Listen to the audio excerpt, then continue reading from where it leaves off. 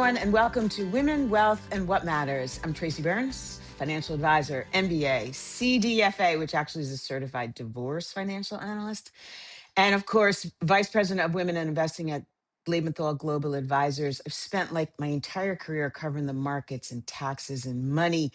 And now my mission is to help women take control of theirs. Because here's the truth.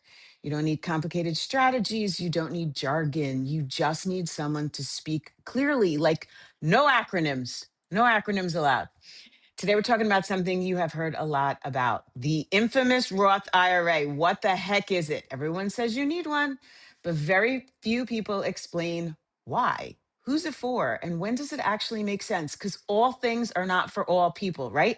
There's a reason there's 4,000 different sizes of jeans. And by the way, jean shopping is the nemesis. That is the worst thing on the planet. That's another podcast. Before we dive in, please check out our previous podcasts. Some of my favorites: 5 money terms everyone thinks they understand, but they don't.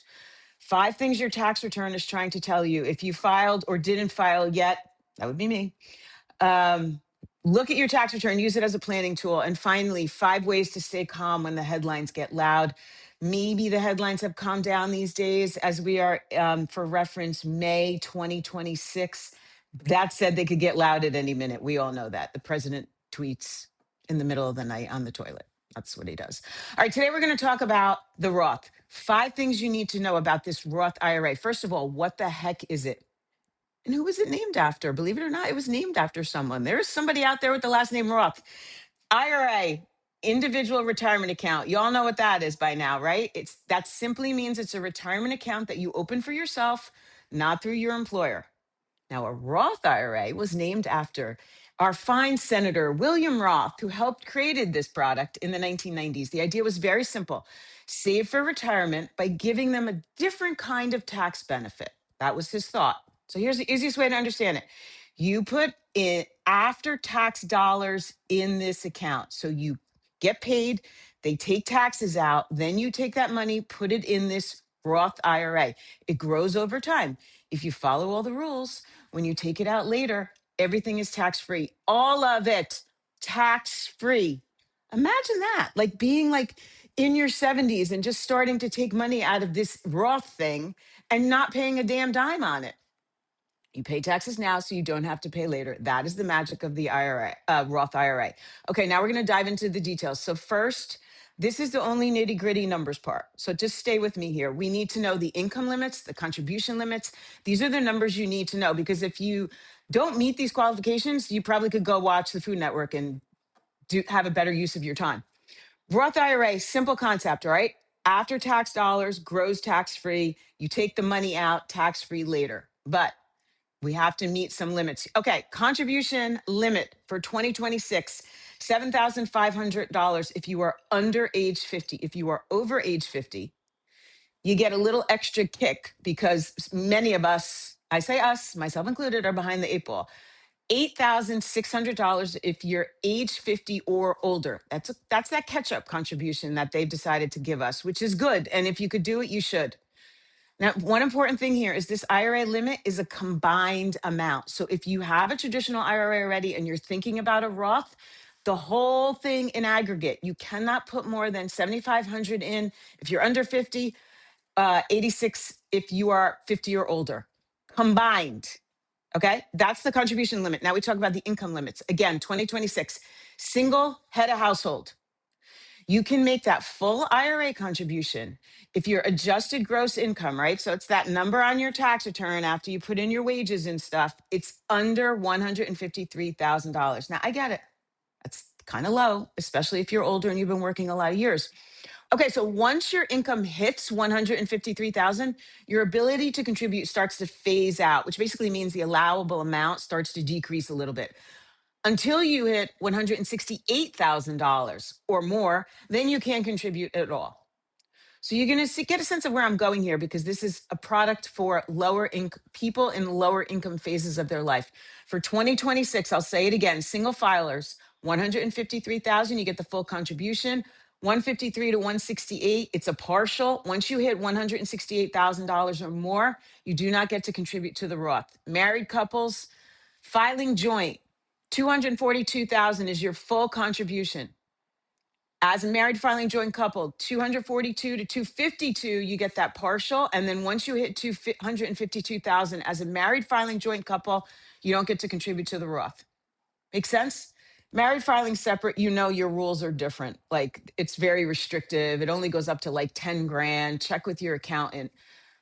Odds are good it's not even going to work for you. One other big thing here is you need earned income. Okay, so that means wages, salary, self employment income. Money you actually earned does not mean investment income.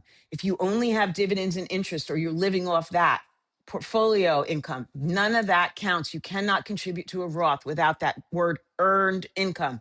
But the cool part here is if you have a kid that earns money, he or she can open and contribute to a Roth. The thing is, though, if your kid only earns $3,000 from that summer job mowing lawns, which, by the way, kids don't do that anymore, and they should, they'd be better people for it. That said, they could only contribute what they earned. They earned 3 grand working at some food store as a checkout person. They can only contribute 3,000. They cannot contribute the full 7,500. Only up to what they earn. Those of you that have offices, employ your kid. Do it and pay them $7,500. You'll all be grateful in the long run. Huge opportunity for kids, young adults with earned income. Now we have to address this other question. Can I contribute to a Roth IRA if I have a 401k at work? Resounding yes, do it. Again, income limitations. Having a 401k does not automatically stop you from contributing to a Roth. What matters for the Roth IRA is your income. If you are eligible based on your income, go get them. Now I understand too. If you're a young kid making 100 grand living in Manhattan, you don't have 14 cents. And so everything I'm saying is moot here. Try. That's all you could do. If you are eligible based on the income limits, please try. Contribute to your 401k, contribute to a Roth. Now, if your income is too high for a direct IRA contribution, your Roth conversation may not be dead in the water here. There are strategies. I'm sure maybe you've heard about this backdoor Roth IRA thing, and we'll get to that in a minute. The tax rules are there. They're potentially complicated. This is not one of those DIY moments here where you just go and do things. Talk to your accountant, talk to your tax preparer. There may be options for you. There may also be a Roth option inside your workplace plan. If you are employed and you have a 401k, please go to HR or go to somebody and ask if there is a Roth 401k option. There's a Roth 403b option out there. The Roth 401k is the Roth version of your workplace retirement. You contribute again after tax dollars today. So you will not get a tax break today, but your money will grow tax free. Qualified withdrawals later come out tax free. But the Roth 401ks do not have the same income limits as a regular Roth. Does that make sense? Roth 401k, Roth regular. The Roth 401k does not have the same incomes. They follow the same rules as your regular 401k or 403b, which is phenomenal. To the moon. So for 2026, an employee contribution limit for a 401k, 403b, even those 457 federal thrift plans out there, $24,500. A lot of money. Again, you could put that in a Roth 401k. How cool is that? Straight up, I told my kids to do this. My kids are young, they're in their 20s. Max out that Roth 401k while you can. If you're age 50 or older, you generally can actually do that additional $8,000 catch-up contribution. Your age is 60 to 63, that catch-up contribution, I think, is $11,250, $250 for 2026. Again, note, this is a combined number. Okay. So if you say to yourself, I want a little bit of a tax break today, so I'm going to put some money in a 401k and then I'm going to put some in the Roth and pay Roth 401k and pay taxes on it now. Phenomenal idea. That is tax planning. That is smart. But note that your combined contribution to both of those things, $24,500 in 2026. That's it as a person under 50. If you could split it, I would split it. Think about it, talk to someone. It doesn't have to be an all or nothing thing. You can create a blend. You can take a little break, you can push some off, whatever you want, but just know you have options. This is planning. And one more important note, a Roth 401k is still inside a workplace plan, right? So you're limited to those investment options that plan offers. You still need to look at the fees, the choices, and whether the plan has some good low cost options. If it doesn't, that's a whole nother story, right? Then the tax benefit goes away, quite frankly. So don't assume everything in your account is good just because it's a Roth 401k. Employer matching contributions may be handled differently as well. So ask all these questions, but ask them. The big takeaway here, ask them. Know how much you could contribute, whether your income allows it, and whether you have earned income. And finally, if you have a workplace plan, man, that is a home run. I did not have that as a kid.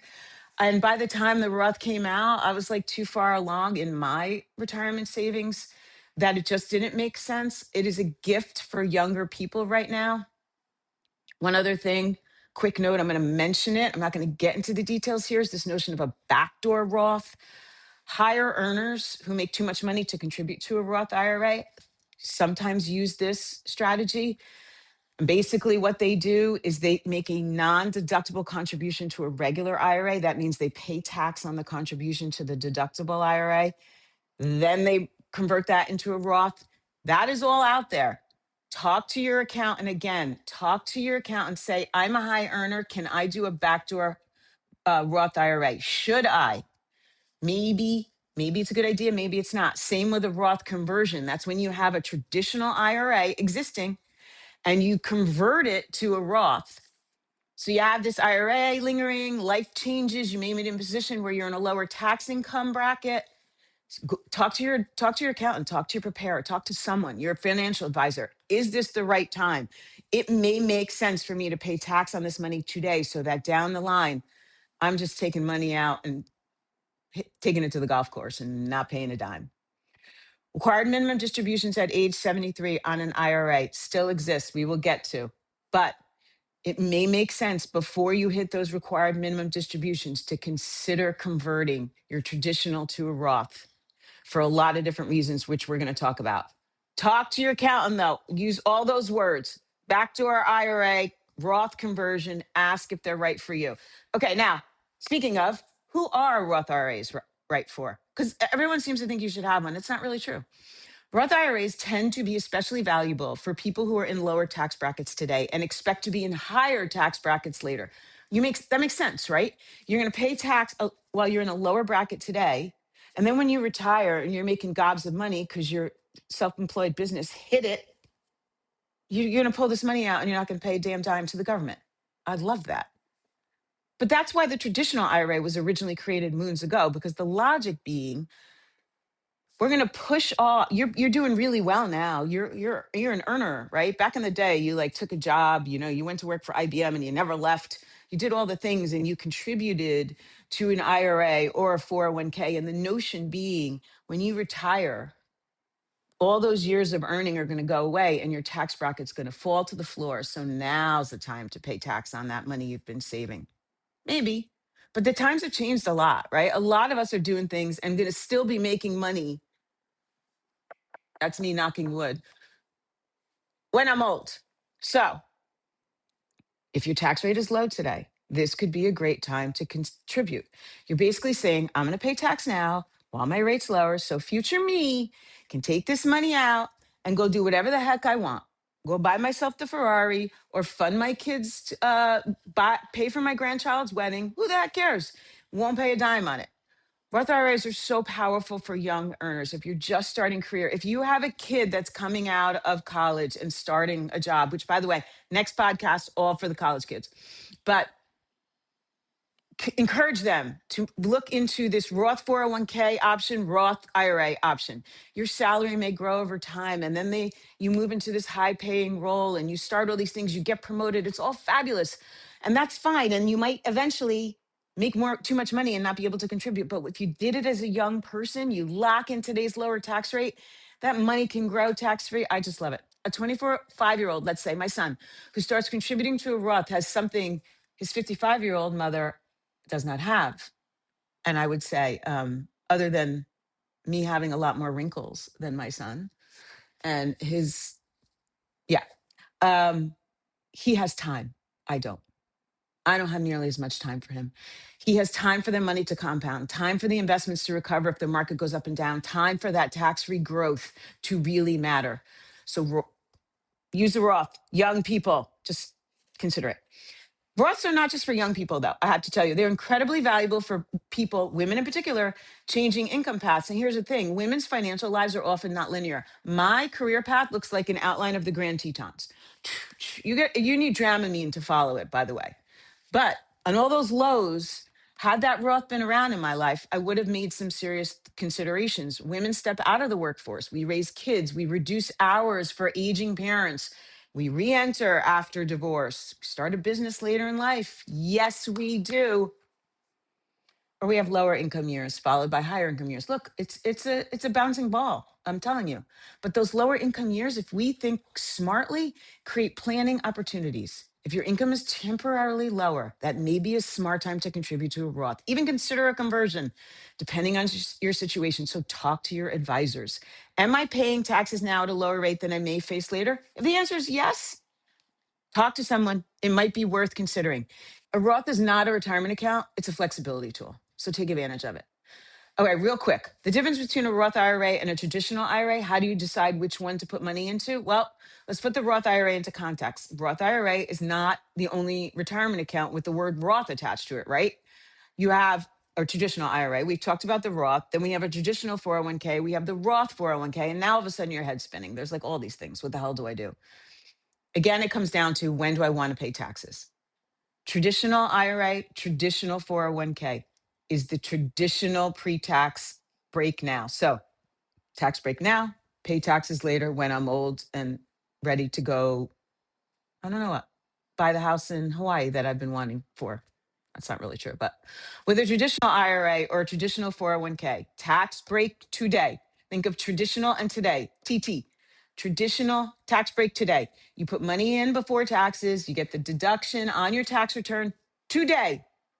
That may lower your taxable income today. Then when you take it out in retirement, you pay taxes on those withdrawals. You pay income tax, not capital gains tax, regular income tax. So you take that withdrawal almost as a salary. Make sense? Okay. Roth IRA, you pay tax now, tax free later. Roth IRA, you contribute money that you've already paid taxes on. So you get your little W 2, they take their taxes, they pay the government, all the things. Whatever you have left is what you contribute. No deductions today. No deductions on your tax return. There's no line on your tax return for a Roth IRA, but that money grows tax free. You follow the rules, you get these qualified withdrawals later. That's it. It's pretty simple. So then you decide, do I need a tax break today, or am I good? Can I manage and just wait for it and take it later? If you can wait for it and take it later, it's the way to go. And if you're still under the income limits, it's 100% the way to go. Talk to your employer, ask about that Roth 401k, Roth 403b. Actually, they're out there. Consider using both if you don't know what to do then. Just split it. The goal is not to guess perfectly. The goal is just to give your future self some options. And finally, my fifth point here is they're so powerful. And why? Let's just talk quickly about why these Roths are so powerful. I've said 4,000 times now, it's tax-free income later in life. Amazing. Pull it out, don't pay taxes, buy the Ferrari. The second, Roth IRAs do not require minimum distributions during an owner's lifetime like an IRA does. Let's talk about this. With a traditional IRA, the IRS eventually says, you, old person, you have to start taking money out. Generally, it's around age 73.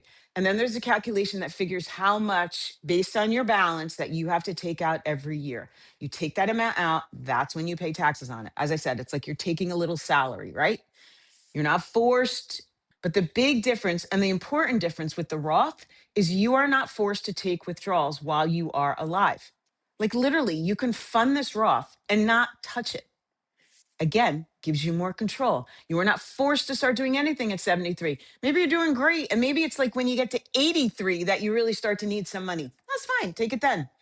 You're not forced to do anything. That's the beauty of it. There's more flexibility, more control, potentially more planning power, which leads to the third fabulous perk of a Roth IRA in my world, my favorite, the estate planning piece, because my point that you can fund this thing, leave it, you don't have to touch it, you can then pass it on to your heirs. And then they get that money tax free. What? It's like such a gift. Since you don't have to withdraw, you just let it go. Your kid inherits it, and he or she gets that money without paying a dime. Come on. That's good planning. That is good planning. All right, finally, the fourth perk is, of course, your tax diversification. We talked about this. You don't want all your retirement money in one tax bucket. You got choices. You got some tax-free money, taxable money, all the things. Helps in the planning. And finally, financial planning choices give you freedom. I've said this before. I'll say it again. Let's just tap real quick on when it might not be a good idea to have a Roth. A Roth does not make sense if you're in a high tax bracket today. If you're in a high tax bracket today, you're obviously earning too much money to be in there anyway. A Roth may not make sense today if you really need the tax deduction today, right?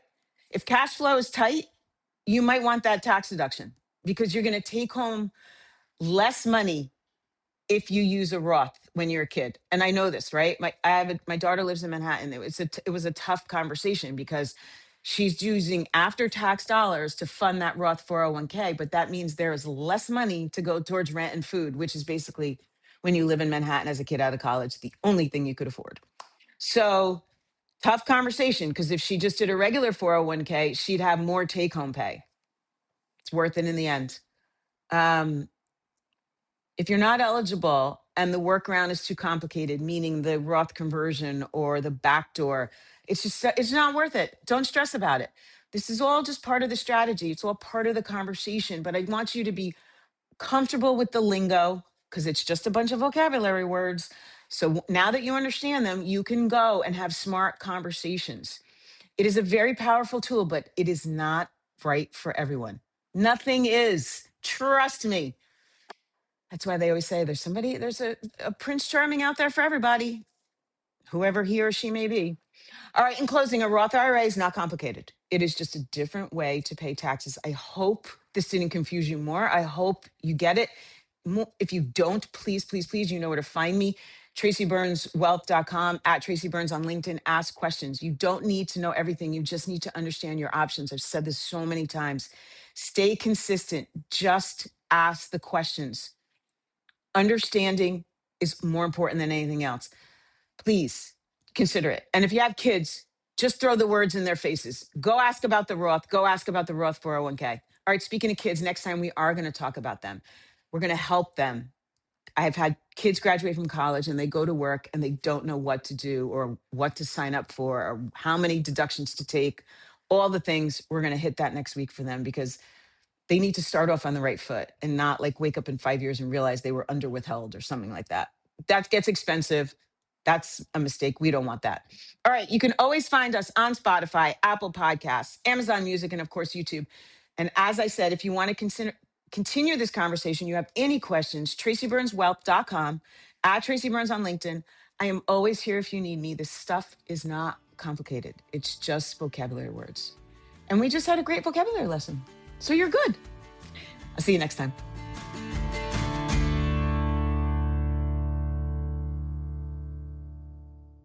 Lebenthal Financial Services, Inc. is a FINRA registered broker-dealer. The content of this podcast is intended for informational purposes only and is not intended to be investment advice. The views expressed in this podcast are subject to change based on market and other conditions. Information about the qualifications and business practices of Lebenthal Global Advisors, LLC is available on the SEC's website at www.advisorinfo.sec.gov. Information about the qualifications and business practices of Lebenthal Financial Services, Inc. and its representatives can be found on FINRA's BrokerCheck website, which is brokercheck.finra.org.